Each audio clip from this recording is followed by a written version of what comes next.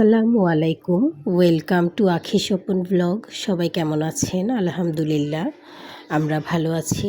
এইটা হচ্ছে শুক্রবারের ভিডিও। বড় ছেলে রোজা রেখেছে, এই জন্য ও বলেছে ওর পছন্দ মতো কিছু খাওয়ার রান্না করতে। তখন বললাম কি রান্না করব।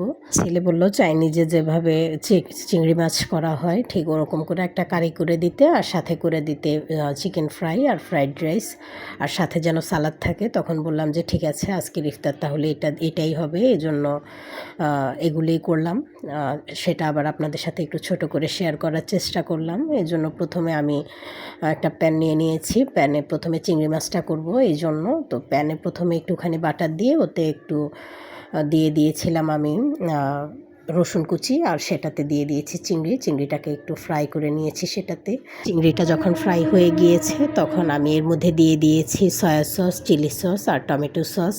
একটুখানি পানিতে গুলিয়ে ওটাকে দিয়ে দিয়েছি, দিয়ে একটুখানি নাড়াচাড়া করেছি। এই পর্যায়ে পেঁয়াজ কেটে রেখেছিলাম চৌকো করে, তো ওই পেঁয়াজটা দিয়ে দিয়েছি। দিয়ে একটু নাড়াচাড়া করে আমি এবার এর মধ্যে দিয়ে দিয়েছি বেশ কয়েকটা কাঁচামরিচ একটুখানি ঝাল হওয়ার জন্য। তো চিংড়িটা ফ্রাই করার সময় একটুখানি গোলমরিচও দিয়েছিলাম, টেস্টটা ভালো আসে গোলমরিচ দিলে।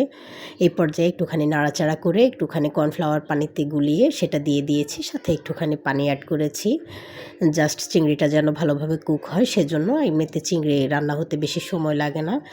এই পর্যায়ে আমার রান্নাটা প্রায় কমপ্লিট হয়ে এসেছে, শুধু ঝোলটা একটু ঘন হলে আমি নামিয়ে নিব। তো এই পর্যায়ে রান্নাটা শেষ হয়ে গিয়েছে, নামিয়ে নিলাম। আর এর মধ্যে আমি এই একটা প্যান বসিয়ে দিয়েছি, ওইটাতে আমি একটুখানি তেল দিয়ে, তেলটা যখন গরম হয়ে গিয়েছে তখন আমি এর মধ্যে দিয়ে দিব চিকেনটাকে। তো চিকেনটা আমি আগেই ম্যারিনেট করে রেখে দিয়েছিলাম ডিপ ফ্রিজে।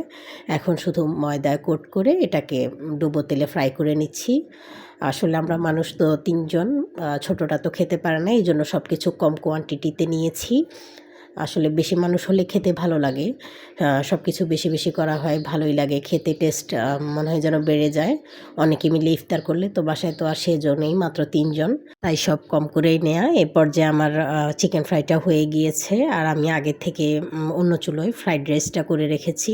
তো সব কিছু সুন্দরভাবে টেবিলে গুছিয়ে দিয়েছি, সঙ্গে সালাডটাও দিয়েছি। যেহেতু ভারী খাবার এজন্য জুসের পরিমাণ কম করেছি, না হলে অনেক রকমের জুস করা হয়। আর সাথে ফল নিয়েছি কম করে, আর একটুখানি খেজুর সুন্দরভাবে সাজিয়ে গুছিয়ে টেবিলে দিয়ে দিয়েছি। ইফতারের সময়টা হয়ে এসেছে।